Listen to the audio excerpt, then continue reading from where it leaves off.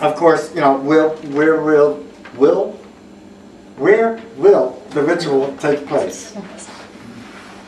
Sorry, it's a new day with the tongue.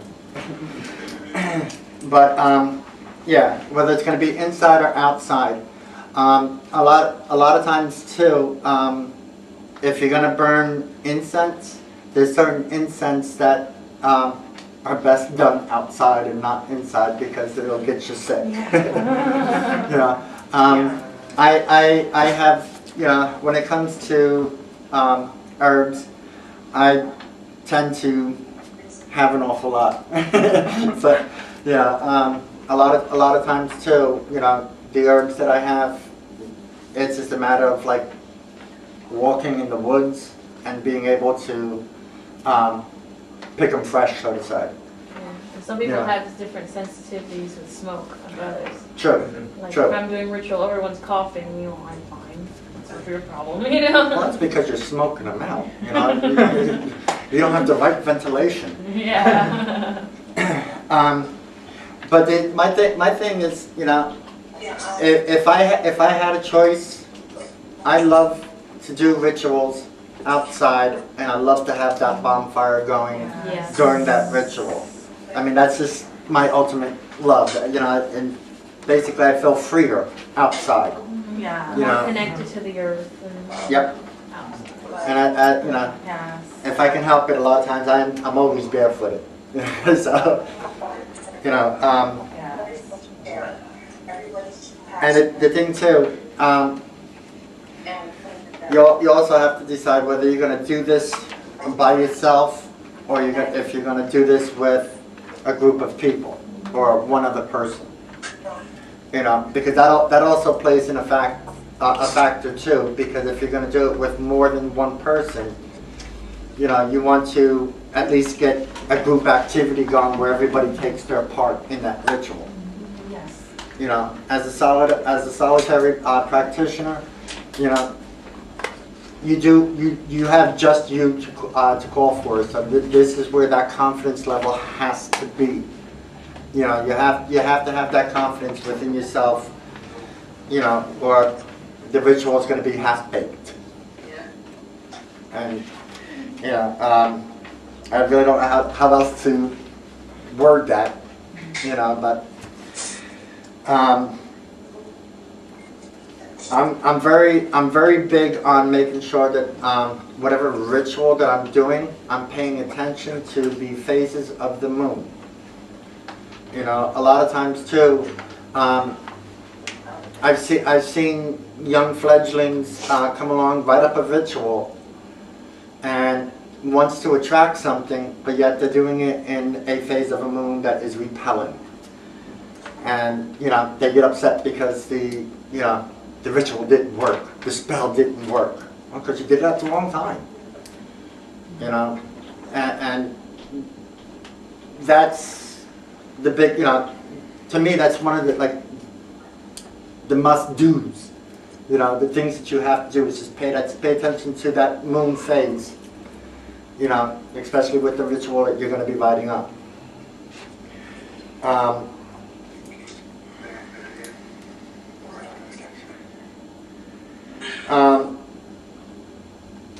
right. If the ritual is for a magical purpose, what is the appropriate type of magic that will be performed?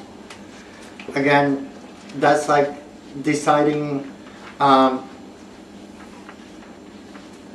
exactly what type of spell that you'll be doing. You know, whether it's to attract or deflect.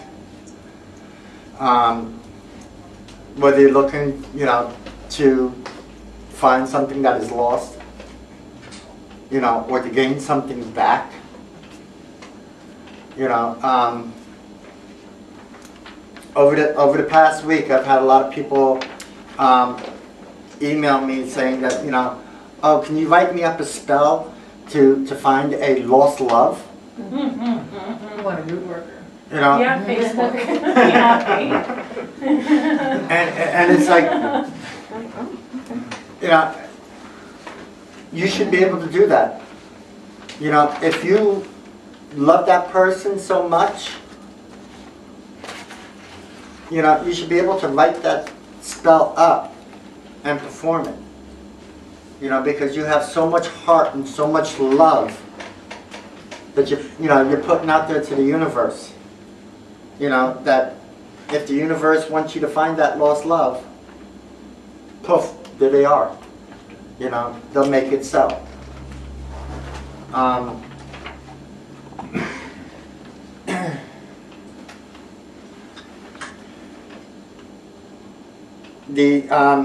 then the other one, which was if the ritual is for a celebration, what is the appropriate symbol for the season for that year?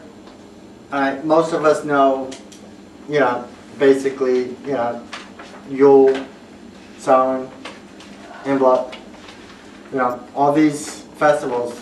There's plenty of different symbolizations from many different pathways, you know, that are out there that you can use, you know, but it's going to take a little research on your end, you know. Sometimes you're going to have to ask, you know, different people, you know, what symbolization do you use for when you do ritual, you know.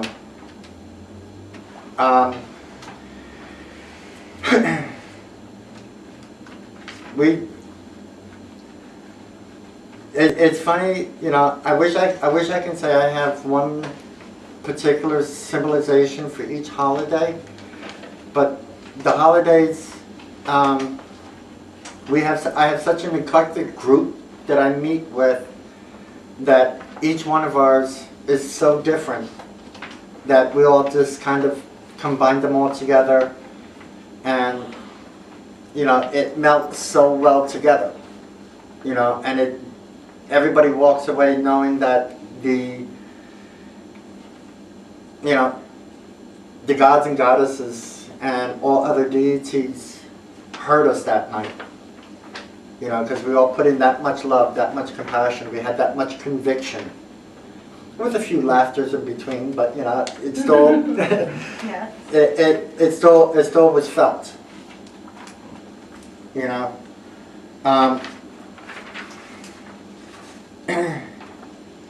With the next part of this, this list kind of sort of grew to 12.